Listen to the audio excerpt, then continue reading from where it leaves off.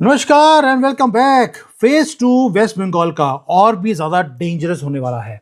ये ममता बानो का एक प्लान है जो वो गुंडागर्दी पे आ गई है। उसे मालूम है कि अब आरएसएस और बीजेपी इन्होंने अपनी स्ट्रेटजी को चेंज कर लिया। अब स्ट्रेटजी चेंज करनी क्यों पड़ी? उसका रीजन है कि कुछ ऐसी चीजें हैं जो पिछली बार जो इलेक्शन हुए थे बंगाल के अंदर तब भी यही पैटर्न था, अभी भी वही पैटर्न है। पहले फेज में बीजेपी जीत रही थी, ये सारी मीडिया ने बोलना शुरू कर दिया था। उसके बाद बंगाल में गुंडागर्दी शुरू कराई गई ममता बानो की तरफ से, और उसके बाद आपको मालूम है कि बीजेपी हार गई थी। ये बहुत बड़ा शॉक था बीजेपी के लिए।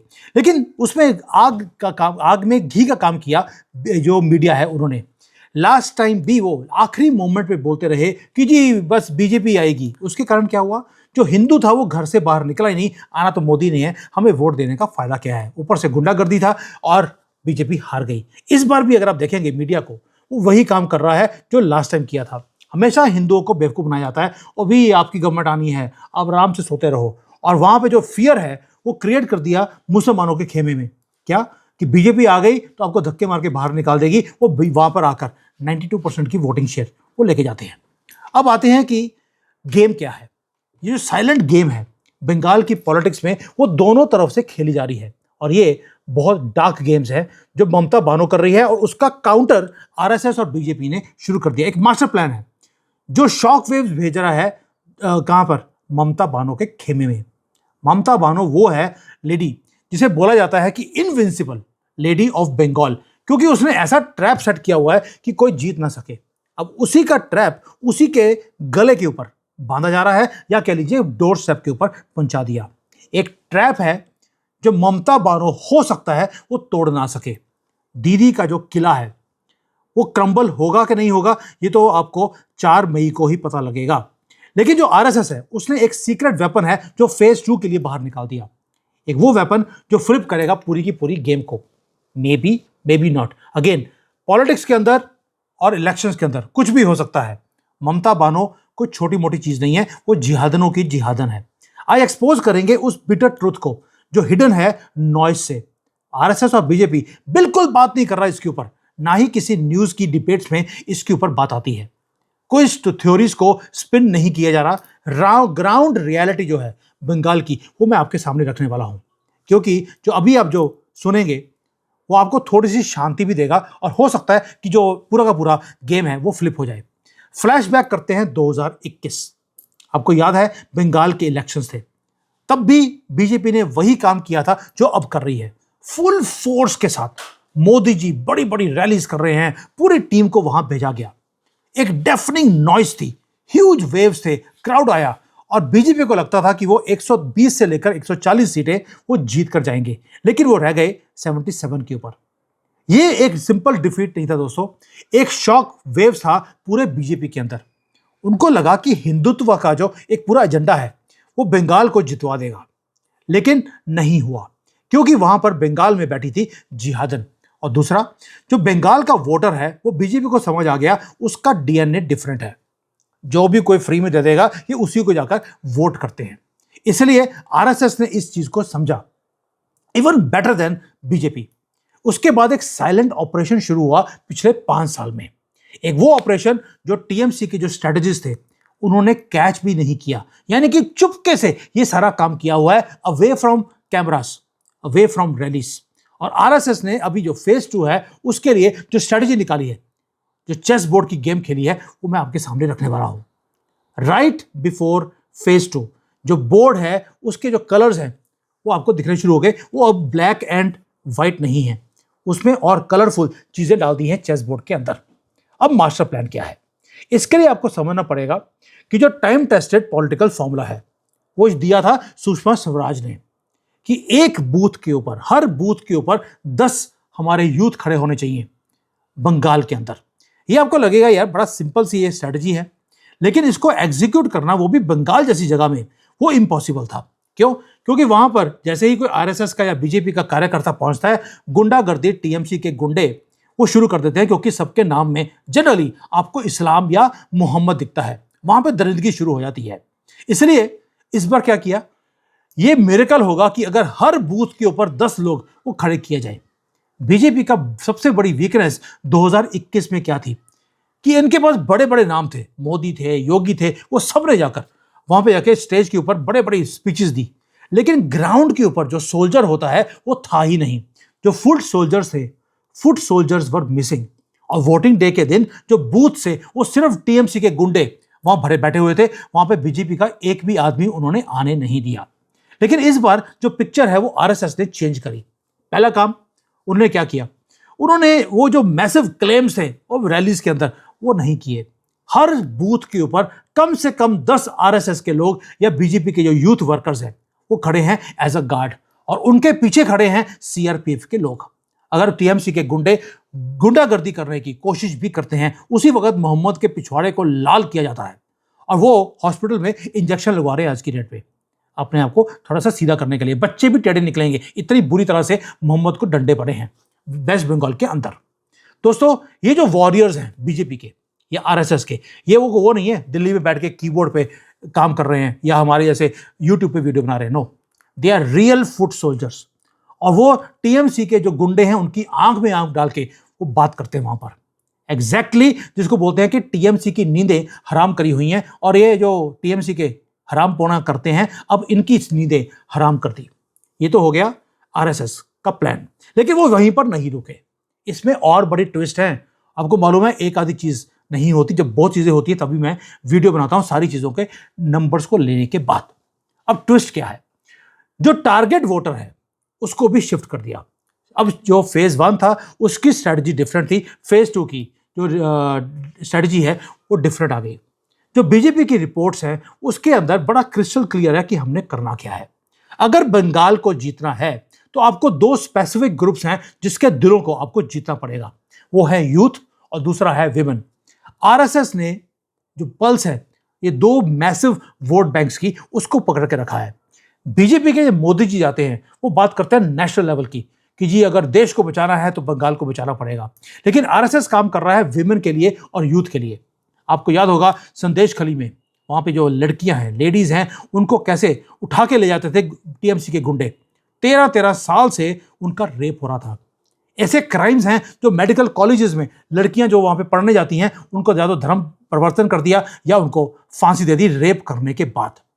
ये जो इंसिडेंट्स हैं इसको उजागर किया आरएसएस ने लोगों के घरों में जाकर, क्योंकि ये डीप फियर है वहां की विमेन का।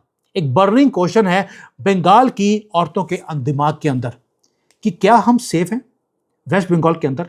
और जो आरएसएस के या बीजेपी की जो लेडी वर्कर्स हैं या जो नेता हैं जब वहां जाती हैं बंगाल में, उसके बाद आकर मीडिया में आकर एक ही बात बोलती हैं कि मैं बंगाल में गई थी। मैं ये आरएसएस नहीं, ये बीजेपी की जो लीडर्स हैं, एमपीज हैं, एमएलएस हैं दूसरे स्टेट से जो कैंपेनिंग करने गई, वो बाहर आकर एक ही बात बोलती हैं, बंगाल में I did not feel safe. क्यों किया जा रहा है? ये वो मैसेजिंग है, साइलेंट मैसेजिंग जो की दी जा रही है वहां की विमेन को। और आरएसएस वाले वो एक ही काम कर रहे हैं, वो लंबी लंबी स्पीचेस नहीं दे रहे, वो घर घर जाकर साइलेंटली वो एक ही क्वेश्चन पूछते हैं, आपकी बेटी सेफ है? आपकी बहू घर में सेफ है? जब बाहर निकलती है तो क्या आप अपने आप को सेफ फील करते हैं? ये एक सिंपल क्वेश्चन है जो टीएमसी की जड़ों को वो काट रही है। वो कैसे? टीएमसी ने एक स्कीम निकाली लक्ष्मीर बंधार। अब इसके अंदर क्या था कि वो पैसे दे रहे हैं लेडीज को, लेकिन अगर आपकी लेडीज या बच्चियां आपकी सेफ ही नहीं है तो उस फ्री मनी को लेकर आप क्या करेंगे? आरएसएस फ्री मनी नहीं बांट रही, वो सिर्फ ये बोल रही है आपको फ्री मनी चाहिए तो फ्री में आपकी लड़कियां काटी जाएंगी, धर्म परिवर्तन किया जाएगा, रेप किया जाएगा। एक साइलेंट नैरेटिव है जिसको स्प्रेड किया है आग की तरह पूरे बंगाल के अंदर। ये स्ट्रेटजी है फेज 2 के लिए। पहले आपने सिक्योरिटी प्रोवाइड किया, हर बूथ को आपने यूथ के साथ आपने कवर किया, उसके बाद आप सेफ्टी की बात करते हैं विमेन की। इसको बोलते हैं काउंटर, जिसको काउंटर टीएमसी काउंटर नहीं कर सकती, लेकिन बीजेपी ने उनकी जो फ्री में मनी दे रही है वो उसको काउंटर कर दिया। अब आते हैं एक और सीक्रेट, जो सीक्रेट वेपन है इस इलेक्शन का। वो फैक्टर क्या है? वो फैक्टर था नोटा का। अब डाटा बताता है लास्ट टाइम भी जो वोटर्स है वो टीएमसी को वोट नहीं करना चाहते थे, लेकिन बीजेपी से भी वो ज्यादा खुश नहीं थे, उन्होंने जाकर नोटा को दबा दिया। अब जब नोटा को आप दबाते हैं यानी कि आप किसी भी पार्टी को वोट नहीं कर रहे। फायदा किसको हुआ? फायदा हुआ रूलिंग पार्टी को, क्योंकि उनका जो वोटर बेस है काले बोरी वालियों का, वो काले बोरी वाली लेडीज वहां पे खड़ी होकर सिर्फ टीएमसी को वो वोट कर रही हैं। उनका वोटर बेस उनके हाथ से नहीं गया, लेकिन हिंदुओं ने वोट नहीं किया, या तो वोट किया नहीं ये सोचकर कि आएगा तो मोदी ही, और अगर गए भी तो नोटा दबा दिया। इस बार आरएसएस ने लॉन्च किया एक highly classified door to door campaign, जो मीडिया के रडार से दूर रहा। आराम से जाते हैं, लोगों के घरों में जाकर मिक्सअप होते हैं, उनसे बात करते हैं, उनकी प्रॉब्लम्स समझते हैं। उसके बाद एक क्लियर मैसेज देते हैं उनको कि नोटा मत दबाना, अगर वोटिंग नहीं करना आपको बीजेपी को तो वोट करने मत जाना, लेकिन अगर गए तो नोटा मत दबाना। इससे होगा क्या?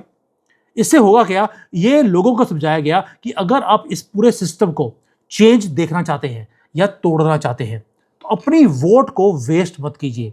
मुसलमान कभी नोटा नहीं दबाता। अगर आपको चेंज चाहिए तो आप जो कमल है इसके ऊपर, यानी कि बीजेपी के जो खड़ा है आदमी, उसको आप जिता दीजिए। ये जो माइक्रो मैनेजमेंट है इतनी प्रिसाइज और लीथल है, जो टीएमसी के गुंडे जो पहले धनधना रहे थे आजकल उनको पसीने आ रहे हैं। उनको ये समझ नहीं आ रहा कि इन वोटर्स को जो पहले नोटा दबाते थे या जाते तो थे हमारे डर के मारे, लेकिन वो बीजेपी को डर के मारे वोट नहीं कर पा रहे थे, अभी जाकर वो इमीडिएटली वो बीजेपी को वोट कैसे करने लगे, ये शिफ्ट कैसे हो गए, डर का माहौल खत्म हो गया और ये नोटा को नहीं दबा रहे। तो इसका मतलब है कि अब क्या ममता बानो हार रही है? ये बार बार क्वेश्चन पूछता हूं आपको मैं। 92% की वोटिंग कैसे हो गई, जब आपने 90 लाख से ज्यादा आप क्लेम करते हैं कि हमने लोगों के नाम काट दिए जो बाहर से आए थे, उसके बाद भी यार 92% की वोटिंग, ये मेरे हलक के नीचे जा नहीं रही। इसका मतलब है कि आपको लगता है कि जैसे मीडिया बोल रहा है 2021 में भी इन्होंने यही किया था आपको बेवकूफ बनाने के लिए, ये दोबारा से मीडिया ने वही काम करना शुरू कर दिया कि जी ये तो वन साइडेड गेम है, ममता बानो हार रही है। Please do not fall into this trap. 2024 में भी यही काम किया था, 400 पार हो जाएगा, क्या हुआ 240 पे रह गए। जो गलती आपने 2021 में 2024 में करी वो दोबारा मत करना, क्योंकि ममता बानो कोई ऑर्डिनरी पॉलिटिशियन नहीं है, वो स्ट्रीट फाइटर है। उसका जो ग्राउंड जो नेटवर्क है जिहादियों का, कैडर्स का, वो गली गली में बैठा है और वो चाकू और बॉम्ब्स लेके बैठे हैं, पत्थर लेके बैठे हैं, वो मारने के लिए रेडी हैं। इसलिए आप कंसिडर मत करना कि ममता बानो कोई आसानी से वो हार जाएगी। अगर उसको हार दिखेगी वो किसी भी हद तक जा सकती है, और वो एक डेंजरस गेम उसने प्लान कर लिया जैसे 2021 में किया था। हर गली गली में कोलकाता के, बेशक कोलकाता की गलियां हो या वो जंगल महल हो, फॉरेस्ट जो है जंगल महल के, या टी गार्डन्स हैं नॉर्थ के या साउथ के प्लेन्स हैं, हर जगह पे उसकी जो ग्राउंड रियलिटी उसकी पकड़ में है।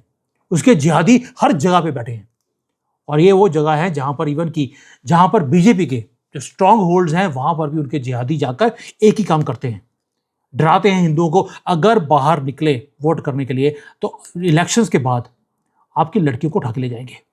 आपको लगता है कि इसके बाद आपको रिलैक्स होने की जरूरत है? ये टीएमसी का फोर्ट्रेस है पूरा का पूरा बंगाल, और वो रॉक सॉलिड वहां पे ममता बानो बैठी है वो अपने वोटर बेस को लेकर। ममता की जो वेलफेयर स्कीम्स हैं वो आज भी मिलियंस ऑफ जो लेडीज हैं, घर हैं, वहां पे पहुंच रही हैं। लेकिन इस बार जो फाइट है ममता बानो की वो डिफरेंट है। इसलिए प्लीज मैं बार बार बंगालियों को बोल रहा हूं, इस गफलत में मत रहना कि आएगा इस बार मोदी आएगा, 170 पार हो जाएंगे बहुत बढ़िया। लेकिन अगर लास्ट टाइम की तरह आप 77 पे रह गए तो आप समझ लीजिए इसके बाद वेस्ट बंगाल कश्मीर बनेगा। पाकिस्तान की ऑलरेडी नजरें हैं, बांग्लादेश की ऑलरेडी नजरें हैं, आपको आपके घर में से धक्के मारकर निकाला जाएगा इस बार। अब आपके ऊपर है, या तो मीडिया की बात सुन लीजिए कि आएगी बीजेपी, आराम से सो जाइए घर में, जैसे आप 21 में और 24 में सो गए थे। उसके बाद आपको पिछले 5 साल उन्होंने सोने नहीं दिया, अगली बार तो परमानेंटली आपको सोना पड़ेगा, बस ऊपर नर्क में मिलोगे आप, स्वर्ग भी आपको मिलने वाला नहीं है। दोस्तों फेज 2 अब क्लैश ऑफ पॉलिटिकल पार्टीज नहीं रहा, ये बैटलफील्ड बन चुका है। एक डायरेक्ट कन्फ्रंटेशन है ममता के जो कैडर हैं और आरएसएस के जो वॉलंटियर्स हैं। फेस टू फेस लड़ाई है अब बूथ के ऊपर, कोई बैकअप प्लान नहीं है। हर सिंगल बूथ एक वॉर जोन बन चुका है। आरएसएस का अल्टीमेट वेपन उन्होंने कर दिया, हर बूथ के ऊपर 10 यूथ उन्होंने खड़े कर दिए, क्योंकि टीएमसी के 5 गुंडे वहां पे खड़े होते हैं। ममता का जो किला है उसे तोड़ने के लिए मल्टीपल लेवल्स के ऊपर काम किया जा रहा है। एक हो गया फिजिकल, आपने अपने बंदे खड़े कर दिए। दूसरा जो संदेश खली का जो क्लैश था उजागर किया गया है, हर लेडी के दिमाग में डाल दिया कि अगर अब इलेक्शन में हमने वोटिंग नहीं करी तो हमारी लड़कियों को उठा के ले जाएंगे। ये जो फियर फैक्टर है और फिजिकल प्रेजेंस है, ऊपर से सीआरपीएफ का तड़का है और ऊपर से अमित शाह बैठे वहां पर जो चनक्के हैं। इस बार गेम डिफरेंट है। जो बंगाल का वोटर है वो अब देखता है कि एक तूफान है जो आरएसएस और बीजेपी पहली बार वो क्रिएट कर रही है बंगाल में।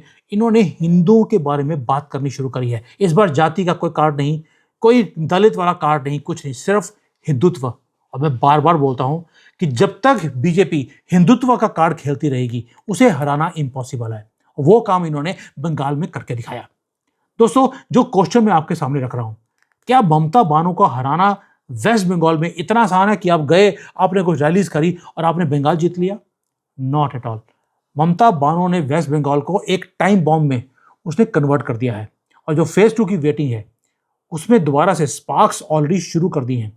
ममता बानो को अभी मीडिया वाले बार बार बोल रहे हैं, दीदी आप तो गई, और वहां पर जो पूरी एजेंसीज हैं उन्होंने ऑलरेडी बोलना शुरू कर दिया कि यहां पर इतने बड़े बड़े खुलासे होंगे, जो कुछ गंदगी ये ममता बानो ने करी है हर जगह पे, इसके जब खुलासे निकलेंगे आपके रोंगटे खड़े हो जाएंगे। दोस्तों, जो सस्पेंस है वो बढ़ता जा रहा है। ये जो इलेक्शंस हैं ये कोई ऑर्डिनरी इलेक्शन नहीं है। वेस्ट बंगाल के इलेक्शन के अंदर सीआईए, पाकिस्तान, बांग्लादेश, चाइना, कांग्रेस, ये सारे लगे हैं कि कहीं बीजेपी जीत ना जाए। अल्टीमेट बैटल ग्राउंड बन रहा है मल्टीपल कंट्रीज का। ये बंगाल का फ्यूचर नहीं, देश का फ्यूचर है। और ये वॉर वो है जहां पर दोनों ऑल आउट वॉर की तरफ जा रहे हैं, बीजेपी भी और टीएमसी भी। और मैटर एक ही काम करता है, आपकी रैली में कितने लोग आए मैटर नहीं करता, लेकिन विक्ट्री किसकी आई मैटर वो करता है। और जो गेम है वो या तो ममता बानो जीतेगी या बीजेपी। मैं अभी भी कन्विंस नहीं हूं कि फेज 1 में बीजेपी की जीत है। इतना आसान नहीं है ममता बानो को हराना। और अगर उसको लगेगा कि वो हार रही है, उसको क्या है, जैसे लास्ट टाइम उन्होंने ईवीएम की मशीनें उठा के ले गए थे या उस जगह में आग लगा दी थी जहां पर उनका हारने की डर ज्यादा था, वो किसी भी हद तक जा सकती है। बैटल फील्ड सेट है। इसलिए बोल रहा हूं बार बार कि जो अब बंगाल में होगा वो इस देश की पॉलिटिक्स को और इस देश के मैप को वो परमानेंटली चेंज करने वाला है।